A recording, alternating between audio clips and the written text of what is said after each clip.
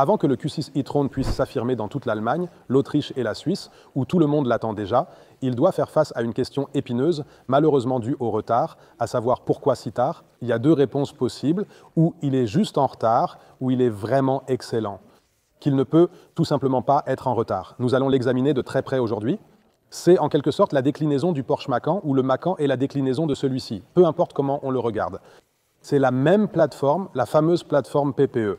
Ce qu'elle peut faire, ce que cette voiture ne peut pas faire, vous le découvrirez ici, sur la seule chaîne pour l'électromobilité sans des lunettes en rose, c'est ce que ça semble être.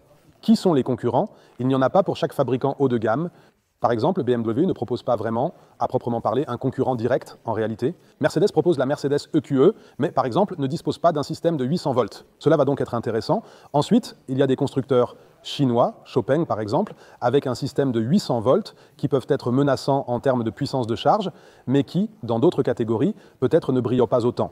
Alors, intéressant, plusieurs voitures sur e-bike trouvées.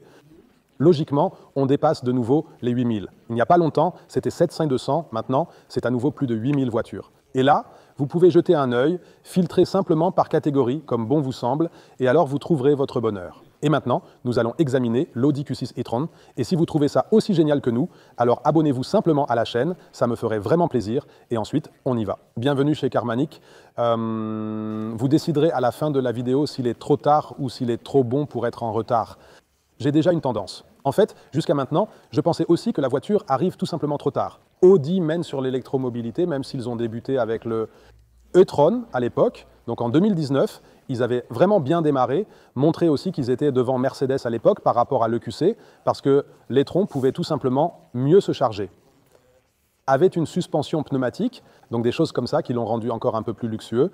Et puis il y a eu ce moment où tout s'est un peu endormi.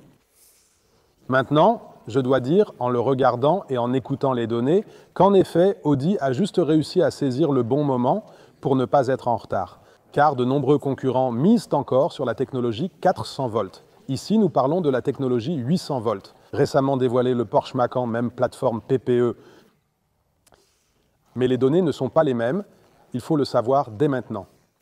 Commençons avec ces données. Vous pouvez jeter un œil à la voiture en attendant. Ensuite, nous allons aussi examiner le coffre plus tard. C'est aussi un argument très important. Pour une voiture de cette taille, je pense spécifiquement à Francesco, un fan absolu d'Audi, qui a des critères bien précis concernant l'autonomie, évidemment la puissance aussi, ces 4 anneaux qu'il désire, mais également l'espace nécessaire pour une famille.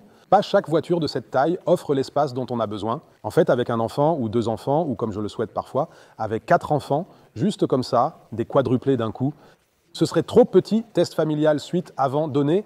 Alors, le Q6 e-tron sera disponible en 2 variantes pour commencer. Ce sont exclusivement des versions à traction intégrale. Alors, le Q6 e-tron 4 et le SQ6, tous deux, 4 Là, pour la version légèrement plus petite, on parle de 285 kW, ce qui, une fois converti en chevaux, fait à peu près 300 et quelques. C'est une ancienne monnaie, vous ne la voulez plus. Et la version S a alors 360 kW. Ce qui est drôle, c'est que cela n'a pas été conçu dans la même structure que l'Uretron d'origine, qui a fini par devenir le e-tron S. Il avait alors 3 moteurs, oui, et c'était d'autres moteurs, 3 moteurs au lieu de 2. Mais pareil pour les deux, 4 roues, moteur à corbillard. On peut se l'imaginer, un peu comme dans le monde des moteurs à combustion, avec plus de puissance débloquée, en quelque sorte. Nous avons un moteur asynchrone à l'avant, un moteur synchrone à aimant permanent à l'arrière, donc un aimant permanent à l'arrière asynchrone et à l'avant.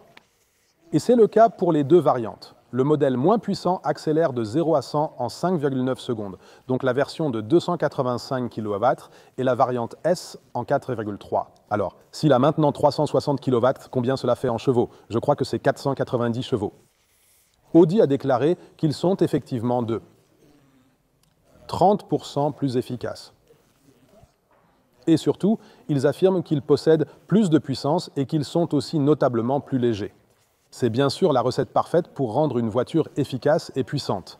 Nous remarquons toutefois que le poids joue encore un rôle ici à cause de la grande batterie haute tension, car si nous comparons maintenant avec une voiture, sans même tenir compte du poids, pas du tout la même catégorie, mais astucieuse, #3 par exemple. Dans la variante Brabus, 430 chevaux, donc bien moins que la variante S du Q6. Il accélère de 0 à 100 en 3,7 secondes, tandis que celui-ci prend 4,3, car évidemment, on ne peut pas dissimuler le poids. C'est 2,35 tonnes, donc 2350 kg entre le S et le non-S. Il y a juste 25 kg de différence, donc pas vraiment significatif. Pas trop lourd, ce n'est absolument pas une plume cependant, mais il fait aussi 4,77 mètres de long, vraiment.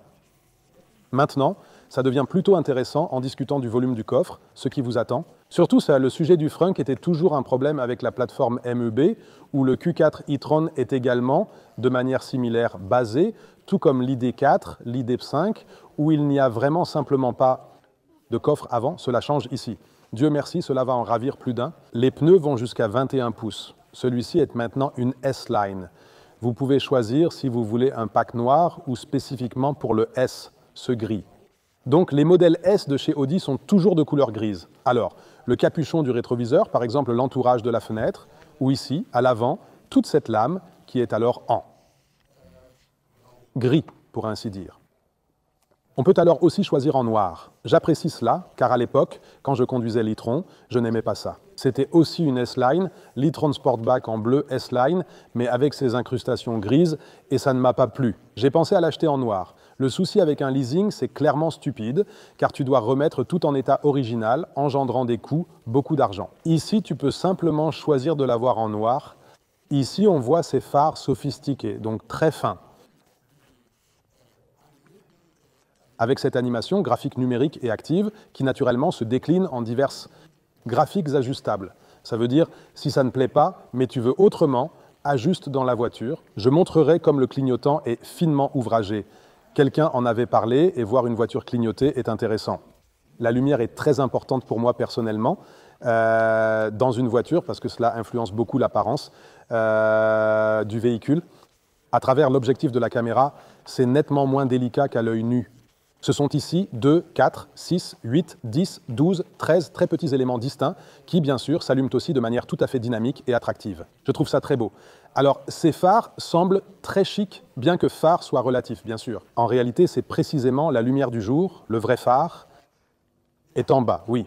Cela signifie que, de façon logique, tu as aussi le Matrix LED. Il est éteint? Non. Donc voici le phare comme le Macan. Ici en haut, c'est le feu de jour. La grille fermée, le nouveau logo Audi, ça fait partie du tout. Et donc, puisque nous sommes déjà devant, jetons un œil à la frunk avant d'arriver à la partie principale, ce qui intéresse les acheteurs de cette voiture, à savoir le coffre. Le frunk a une capacité de 64 litres. C'est déjà très bien. Cependant, il faut cliquer une fois de plus ici. Exactement, voilà.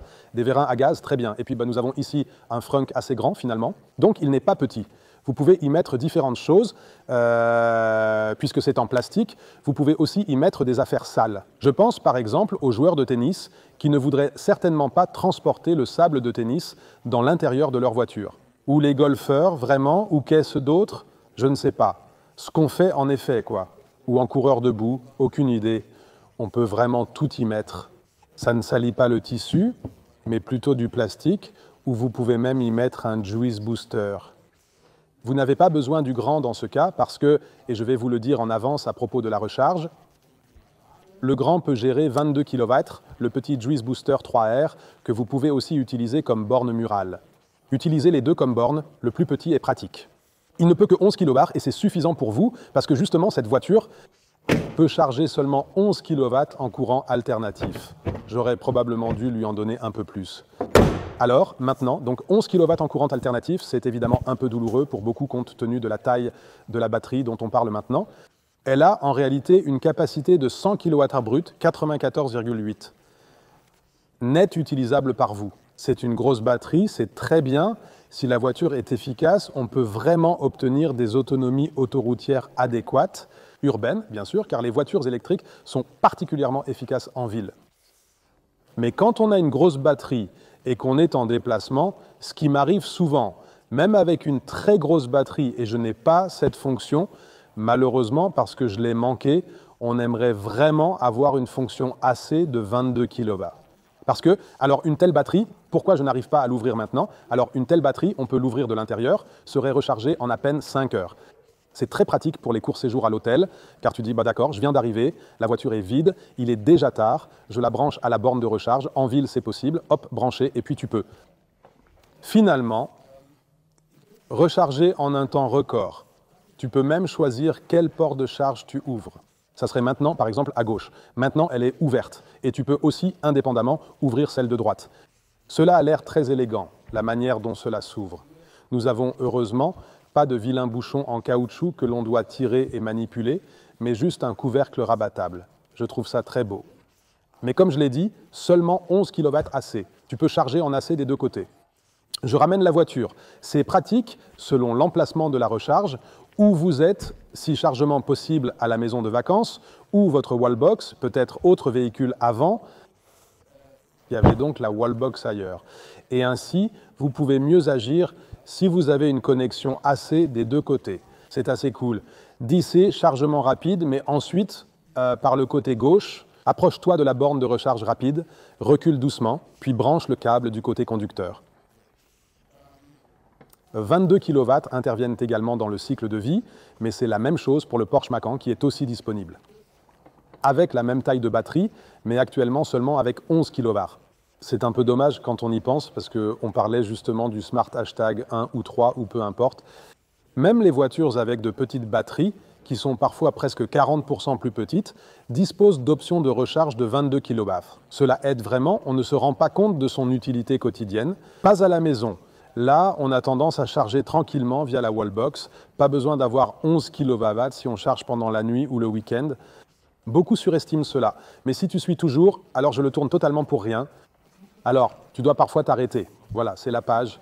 Ici, juste du courant alternatif. De l'autre côté, du courant alternatif et continu. Donc ici, tu peux choisir de quel côté tu charges lentement. Dans les centres urbains, des véhicules avec leurs bornes de recharge opposées doivent étendre leurs câbles par-dessus, causant une accumulation de saleté telle que cailloux et crasse. Cette accumulation, frottée contre la carrosserie lors du retrait, risque de rayer la peinture. C'est vraiment très désagréable, mais tu n'as pas d'autre choix. Ici, si, parce que tu peux simplement te brancher ici. Au fait, tant qu'on parle de chargement, soyez malin et profitez de l'interface débloquée qu'Audi propose. Pas chez tous. Exemple, avec ma Mercedes, je ne peux pas en profiter. Et c'est l'interface pour Ioent. C'est en fait un fournisseur avec lequel vous souscrivez un tarif d'électricité, donc vous obtenez votre électricité de Ioent, et plus vous donnez à la voiture l'opportunité de se charger via l'application, vous devez indiquer, d'accord, je le connecte maintenant, il chargera jusqu'à demain 8 heures, maintenant il est 17 heures, donc on sait, d'accord, on a, je ne sais pas, 15 heures et plus il y a de temps, plus ils peuvent améliorer leur processus de trading qui consiste à acheter et vendre de l'électricité toutes les 15 minutes. Ils peuvent garantir que votre électricité devienne moins chère. Cela signifie par conséquent que vous avez un tarif électrique qui est, disons, de 30 centimes le kilowattheure en forfaitaire et ensuite pour la charge de la voiture électrique, 10 centimes de moins par kilowattheure. Cela signifie que vous chargeriez la voiture chez vous avec votre tarif Ioent à 20 centimes le kilowattheure. Moi, même avec 19, car chez moi, Ioent coûte 29 centimes le kilowattheure. Non pour l'électricité domestique, juste la voiture, toujours à 10 centimes par kilowattheure. Ça fait un beau total annuel. Lien en bas dans la description pour obtenir un contrôle à domicile, pour voir combien l'électricité vous coûterait chez vous via Ioent. Et c'est plutôt pratique, n'est-ce pas? Alors, nous voilà déjà arrivés à l'arrière, en fait. Ici, j'ai un message très impressionnant. Il se propage ici en bas, car pour de nombreux électromobilistes, depuis la situation dans laquelle nous étions coincés de 2020 à 2022, il est devenu important de pouvoir tracter quelque chose. C'était en quelque sorte le seul moyen de s'échapper, de sortir, d'aller quelque part dans la nature avec quelque chose attaché derrière, comme par exemple une caravane.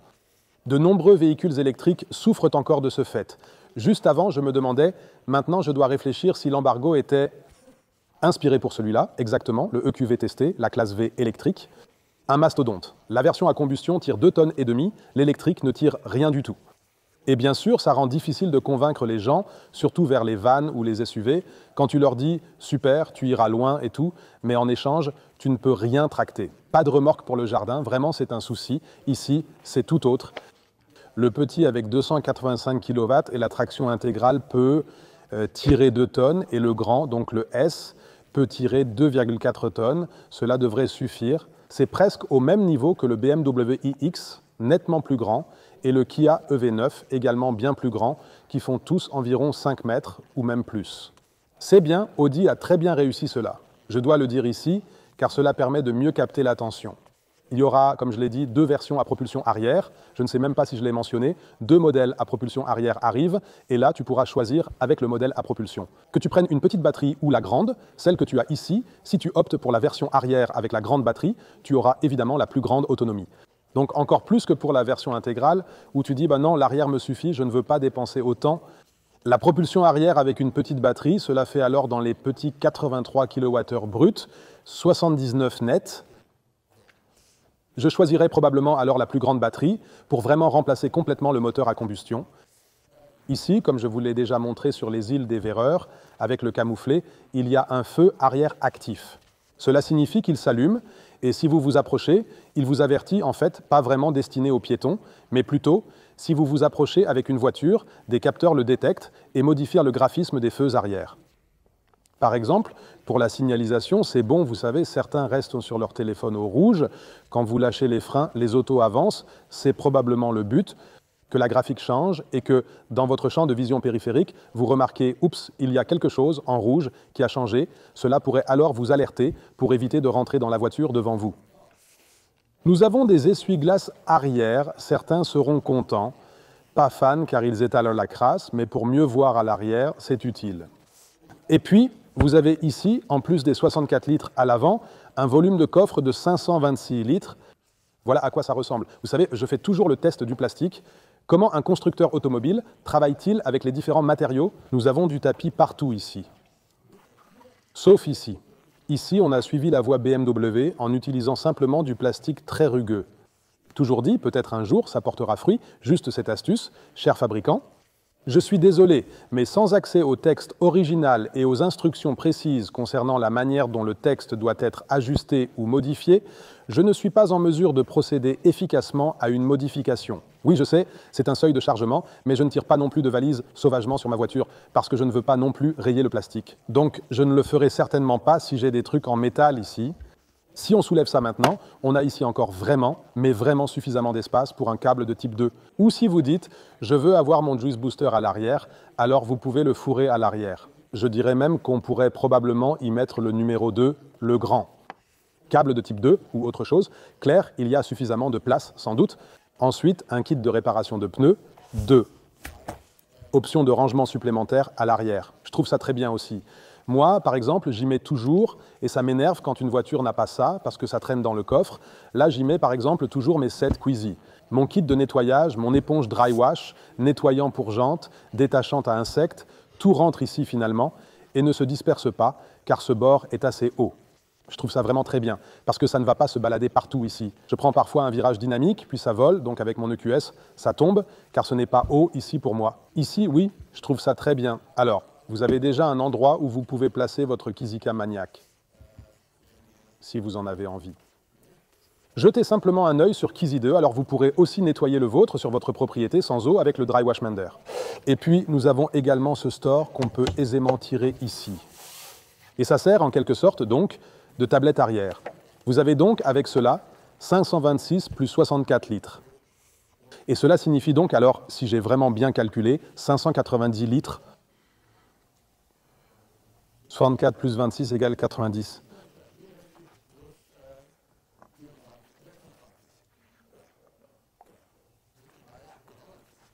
C'est ainsi, 590 litres de coffre, c'est très bon pour cette taille de véhicule.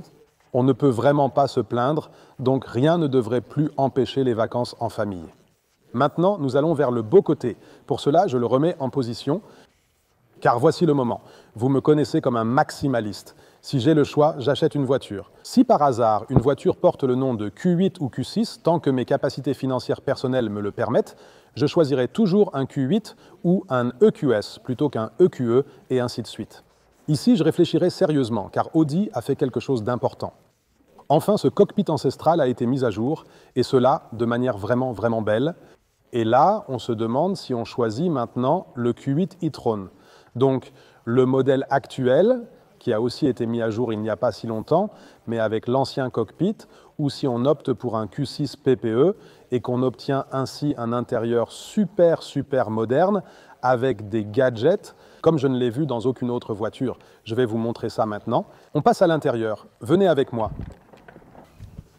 Commençons tout de suite par les sièges. Regardez-les, c'est une belle combinaison. Ce sont en effet des fibres totalement recyclées, mais pas uniquement ce siège, voyez. Il y a aussi du simili-cuir ou du vrai cuir Nappa pour les clients qui ne veulent pas y renoncer. Mais tu vois aussi que c'est du simili-cuir, ou comme on l'appelle aujourd'hui, du cuir vegan.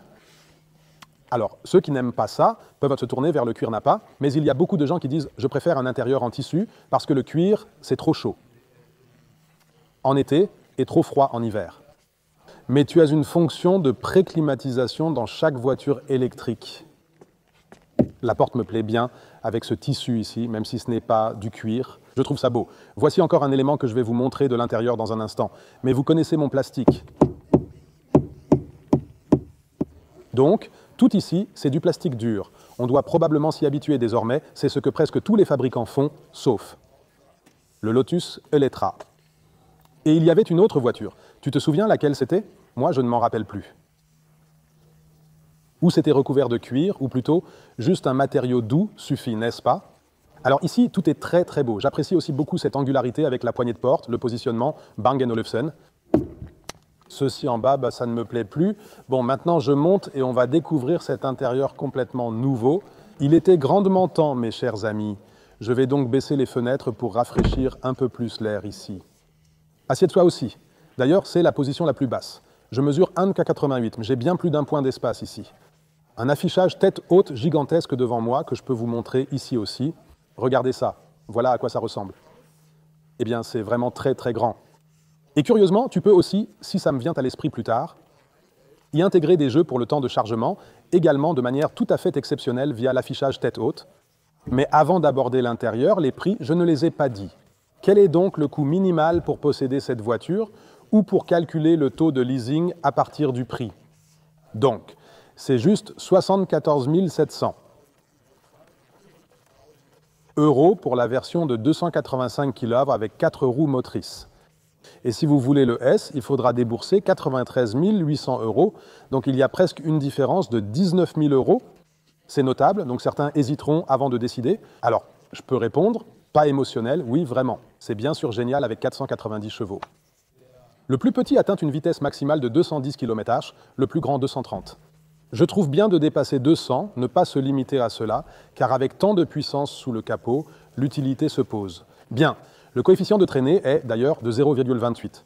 Si vous vous demandez ce que cela donne avec ce pare-brise presque incliné et autant d'espace au-dessus, 0,28. C'est un peu beaucoup, non? Effectivement. Alors, j'avais l'e-tron qui a en fait 0,26, 0,24 l'e-tron. Donc l'e-tron originel en version Sportback. Pas top, non? Beaucoup. Alors, il faut voir l'impact sur la consommation, évidemment. Alors, dis, j'aime ça. Maintenant, je montre ceci. C'est un élément de commande très exceptionnel que j'apprécie beaucoup. Premièrement, car nous avons toujours un réglage de miroir tactile. Merci pour cela. Et puis, les réglages des lumières ne se font pas ici, où nous les avons normalement dans la voiture, mais là.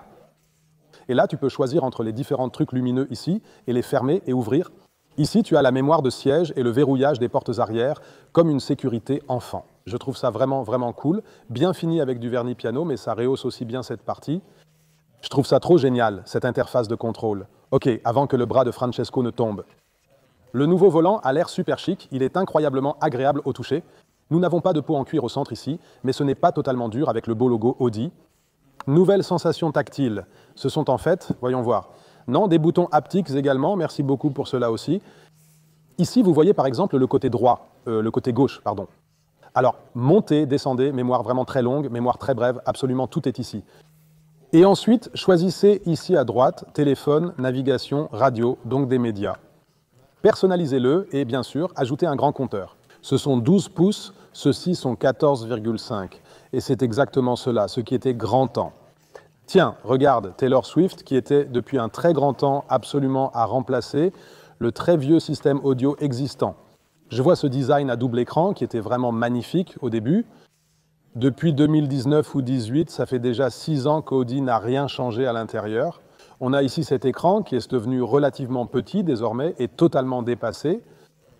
Géré ici, en dessous, l'écran climat, l'écran climatisation. C'est vraiment beaucoup plus joli ici, très beau, grand, voilà, c'est ainsi. Et regardez cette présentation du GPS.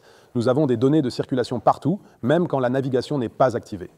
Et où Audi a vraiment bien écouté, c'est quand ils ont fait comme Mercedes et Porsche, en montrant combien de bornes de recharge sont disponibles parmi celles à proximité. En conduisant sur l'A9, je vois à ma droite, tiens, regarde donc, un imposant chargeur de 300 kW présentant 4 connecteurs, mais il n'en reste qu'un de libre. Alors, tu peux regarder ce qui se passe quand j'appuie là-dessus. Alors, tu le verras directement, voyons voir. À 750 mètres, 3 minutes, ton niveau de batterie, ce qu'il y a disponible.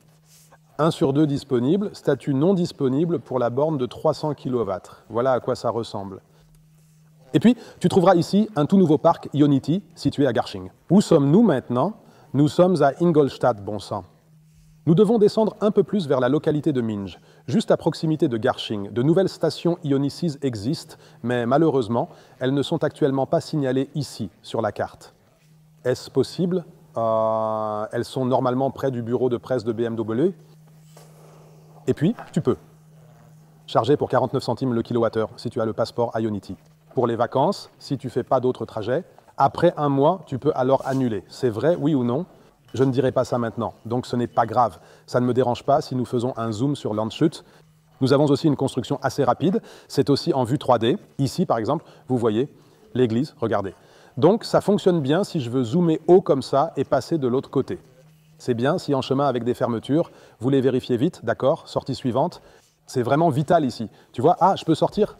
Comment puis-je contourner cette section d'autoroute? Oui, c'est trop pour moi. Non, alors je reste sur l'autoroute. Crucial qu'une carte marche simplement. Vite. Comment puis-je t'aider? Guide-moi vers Ambulam an Jever. Avec ce nouveau système, je suis évidemment très curieux de voir à quoi ressemble la planification de l'itinéraire. Ah, je n'ai même pas besoin de taper dessus. D'accord, voilà. C'est rapide, comment, tout ça? Alors, on pourrait déjà partir parce qu'on sait que le système de navigation est activé. Il calcule ici, maintenant il calcule encore. Donc, on aurait déjà pu partir depuis un moment. Qu'est-ce que c'est maintenant? Je ne sais même pas. Un arrêt. De Ingolstadt à Ambulham, an Jever, ça fait 739 km. Il ne nous laisse charger qu'une seule fois pour 29 minutes, précisément chez Allego à Homberg. À la borne de 300 kW, ça sonne bien, non?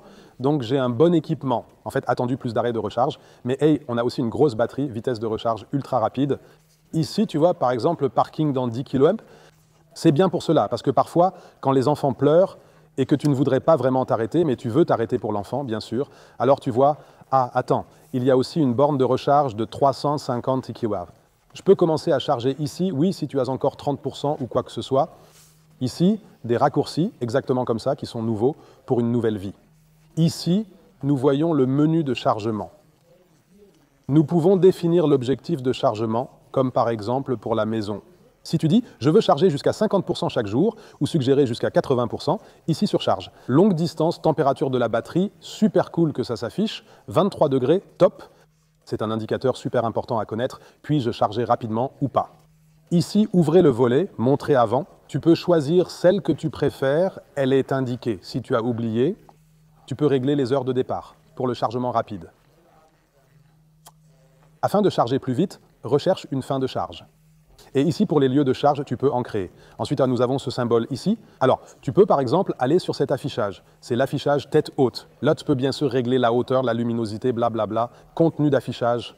Tu peux le faire. Tu peux aussi désactiver l'affichage tête haute. La même chose vaut pour les autres écrans. On a déjà vu ça. Ici, qu'est-ce que c'est? Ce sont les stations de radio, donc la DAB, encore le système de navigation. Ça rappelle aussi beaucoup Porsche dans sa structure. Peux-tu encore le relever et puis tu démarres? Je trouve ça très beau. Voyons comment il va nous indiquer l'arrêt de charge si nous sortons comme ça de la carte. Ça prend un peu de temps. Voici, c'est notre arrêt de charge. Donc si tu roules plus vite, ce rayon va évidemment diminuer et puis il va recalculer l'itinéraire pour toi, bien sûr. Maintenant, c'est quelles options de filtrage avons-nous? Alors, comment arrivons-nous à la station de recharge? Il y en a. Très bien, Audi. Très bien, merci beaucoup. Eh bien, tu peux régler, non pas en kilomètres, mais en pourcentage, bien plus important. Je veux arriver à l'hôtel avec 4%, parce que je peux y charger. À ma maison de vacances ou à la maison de vacances, pour les bornes de recharge, on va faire ainsi à l'étranger. Si vous évitez Ionity, exemple, pour être sûr, 10% pour une marge, en utilisant Ionity, même à l'étranger, vous pourriez aller jusqu'à 3%, il n'y a pas de problème. Préférez Audi Charging, le planificateur de route e-tron. Très bien, merci beaucoup d'avoir fait ça. C'est vraiment très, très important. et aussi moderne, c'est ainsi que cela doit être. Contenu des cartes, volume des annonces. Annonces pendant un appel téléphonique pour décider si elles doivent intervenir sans interrompre, modifier l'itinéraire.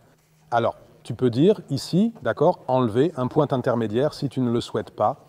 Alors, ils l'ont vraiment très bien réalisé et c'est enfin parfaitement à la hauteur des concurrents, donc des compétiteurs, ce qui est impressionnant. Ici, nous avons un nouveau menu, je le trouve très beau, plus structuré que chez BMW pour être franc. C'est quand même très accidenté par endroits. Oui, ici, par exemple, nous avons déjà vu marteau de véhicule, paramètres. Ce que nous trouvons là, nous allons y jeter un autre coup d'œil.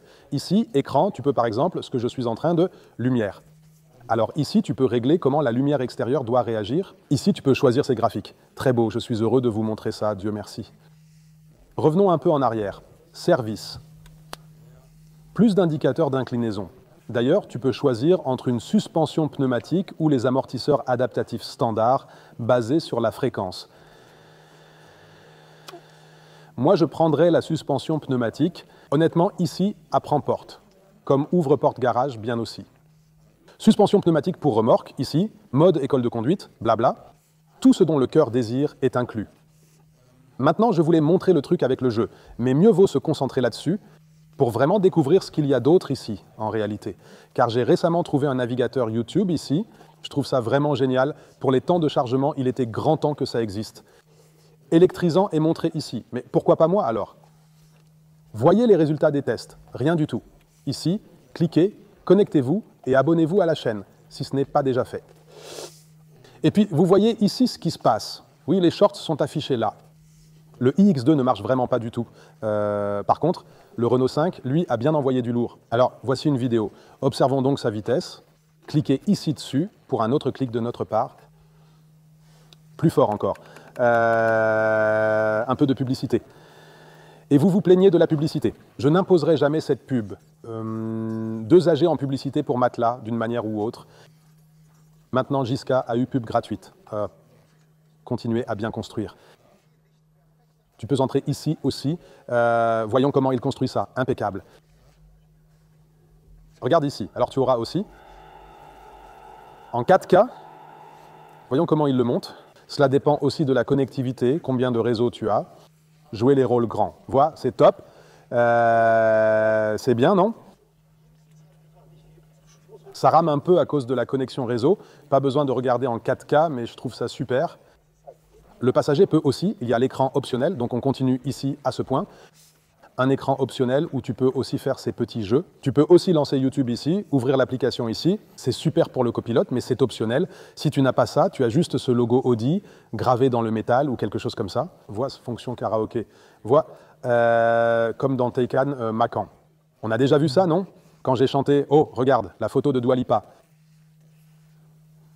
Ouais, ça a l'air bien. J-Lo est aussi de la partie. Asha est là aussi. Donc, tu as ici tout ce dont tu as finalement besoin. Tu as aussi Spotify, où tu peux écouter Michael Wendler en déplacement. Tu peux bien sûr regarder YouTube ici, jouer à des jeux. Tu as BB Racing, Tidal, Audible, pour tous ceux qui aiment écouter des livres audio en déplacement. Génial. Donc, un système parfait, exactement comme je l'imagine en 2024. Oui. Et que dire du reste? C'est vraiment très bien fait. Mais ici, bien sûr, on a commis un faux pas pour beaucoup.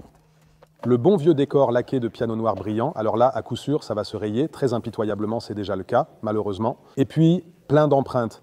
Regarde maintenant, passant ma main, j'ai rayé en fait. Oui, contre-rayure. Quizy Carmenic 3 en 1, inefficace. Avec le chiffon en microfibre, l'utilisation du Quizy devient parfaitement possible. Porte-gobelet, un joli store, cela aurait vraiment pu être métallique, n'est-ce pas? Bien sûr, même en tant que fan d'Audi, cela vous aurait plu. En général, le piano. Je trouve le piano beau, c'est juste incroyablement sensible.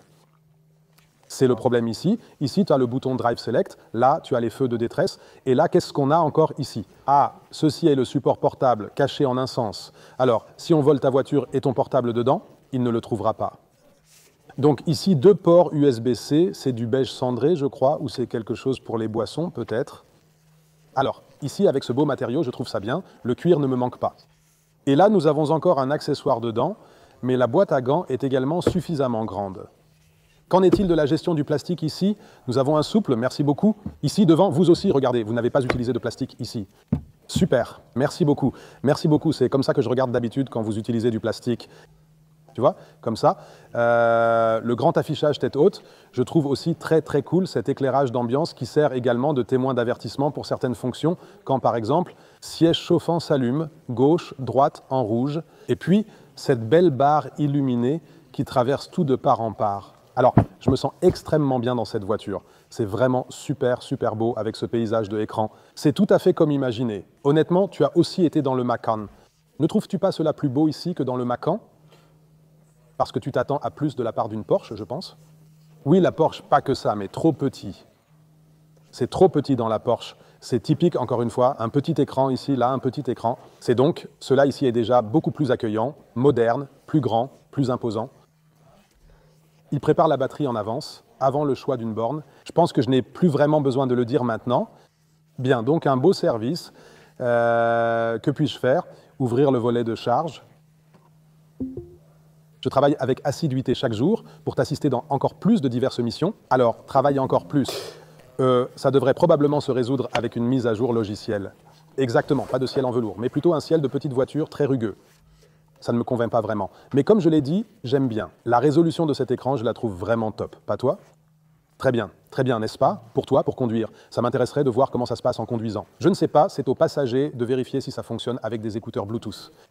Pas comme dans une Porsche, car du siège conducteur, on ne le voit pas. Ici, tout est clair. Donc, ça doit fonctionner seulement avec des écouteurs. Quand je passe en marche avant, il ne s'éteint pas encore. Il faut qu'on vérifie juste ici, à cet endroit. Bien, examinons l'espace à l'arrière, puis allons à la conclusion. Regardez, il y a une jalousie à l'arrière pour plus d'intimité, et ensuite, nous allons vérifier l'espace. Comment est l'espace à l'arrière du Q6 e-tron pour ma taille? Très agréable. J'ai vraiment beaucoup d'espace. Vous voyez ça? Bon, je n'ai pas de points, mais ça suffit, non? Je n'ai pas besoin de points, je peux m'étaler ici. C'est joli, mais trop de plastique dans la montagne B. Aussi, complètement vers le haut, comme avec le X2 que je viens de critiquer dans la vidéo précédente. Pourquoi pas simplement tirer du feutre vers le bas, etc. C'est toi qui l'as touché. Maintenant, tu es curieux. Du plastique? Pourquoi? Prenez exemple sur le Lotus E-Lettre. Ceci d'ailleurs est un peu mou, aussi à l'avant, mais pas aussi mou et ça ne semble pas aussi précieux. Ce bord supérieur, à première vue, cela ressemble à du plastique dur. J'ai un caméraman ici pour regarder. Il est très grand. Il demande toujours si les appuis-têtes sont réglables. Je ne sais pas si c'est faisable, ça semble pas le cas, ou peut-être. D'une manière ou autre, ça marche. Peux-tu te relever? Plus c'est grand, plus s'ajuste l'appui-tête. Pointe isofix, très accessible, pas caché quelque part au milieu, mais ici, accessible. Ici, glisser sur les rails, c'est génial, je ne l'ai pas dit, car Francesco était assis dessus. Silhouette délicate, devant, un isofix est là. Cela signifie que tu as 3 points isofix. Donc, pour des familles comme la nôtre, c'est une super voiture au quotidien, car tu peux fixer 3 sièges enfants. Je me sens bien ici à l'arrière, sans aucun doute. Alors, je dois vous dire, ce revêtement paraît bon marché. Tu ne penses vraiment pas, souvent demandé, vraiment pas pour aujourd'hui, mais le simili-cuir, ça ne fait pas joli, n'est-ce pas? Touche-le pour voir. Oh mon Dieu, c'est encore pire au toucher. On dirait du néoprène pour le surf ou quelque chose du genre. Alors, prenez les sièges en cuir, espérant pas ainsi ou le nappa. Mais alors, beaucoup sont contre par conviction. Obsession cocos, puis ici la coudoir centrale également avec ce matériau. 2. Porte-gobelets ont été particulièrement utiles et également pratiques. Pour les amateurs de ski, en 4 roues, disposant d'un passage spécialement conçu pour les skis. C'est bien. C'est un regret commun avec ce genre de voiture, surtout en transmission intégrale pour les skieurs. C'est charmant. Donc, c'est un lieu probable pour la tête. Poignée de maintien impeccable sur chaque siège, même en plastique pas cher. C'est plutôt bien, non? Voilà, c'était tout pour le moment.